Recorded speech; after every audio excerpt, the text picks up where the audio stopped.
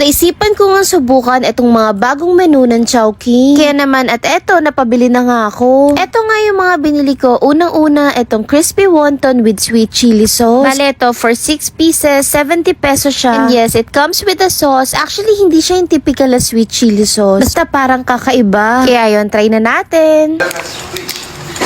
Which we cannot choose here. Like in Palermo.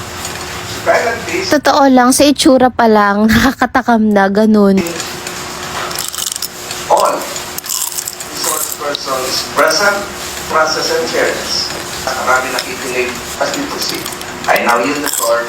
Salamat. Uy, in fairness, Chowking as in, ang crispy niya outside pero inside ang lambot. Super malasa. Masasabi ko lang, ang sarap nito sa chow fan nila. As in, kailangan nyo ng kanin, ganun. So for me, it's 9/10. The next naman, itong stir-fried bok choy nila. Ito, 50 pesos lang kapag i-add mo sa Chowking meal at kapag a la carte naman, 70 pesos. Una ko napansin dito, ang fresh ng gulay. And personally, gusto ko sa mga gulay kapag ang luto, yung medyo malutong pa. Points. With your permission, the first point. Yung lasa niya, typical na ginisa lang. Pero pag kinain mo siya ang crispy, kaya ramdam na ramdam mo yung pagka-fresh ng gulay. Diba ang alam ko, merong kangkong sila. And this time naman, itong pechay. By internationals in the United States who may have O diba, ang crispy pa talaga ng gulay. And next naman, itong spicy wonton nila na 6 pieces for 70 pesos lang din. Ito yung itsura niya. Same din nung kanina, nakakatakam, ganun. Pagdating naman sa amoy, kung mahilig ka sa mga Chinese food, nako, perfect to sa'yo. Ganun na ganun. Tapos napansin ko nga, kitang-kita mo talaga yung mga buto ng sili, kaya talagang spicy. in government.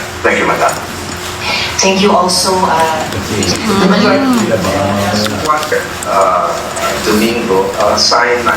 It's November. Grabe, iba yung level ng anghang niya. Pero swear, ang sarap. Siguro ang sarap talaga nito sa chow fan, ganun. Pag tinikman mo siya, ang juicy niya inside. Talagang siksik yung laman sa loob. Siguro for me, 9/10. At order ulit ako nitong mga to, pero siguro with chow fan na. Tapos ayun, pinatikim ko na kagad to kay daddy. Ayun na, share ko lang naman. Ingat kayo.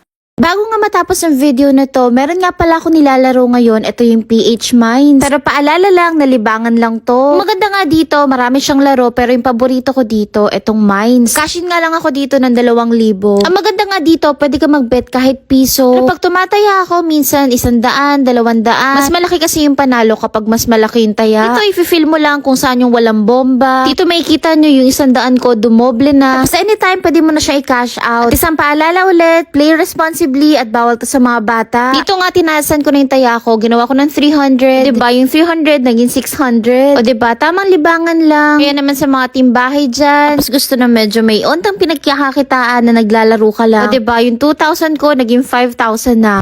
So let's see. Yun.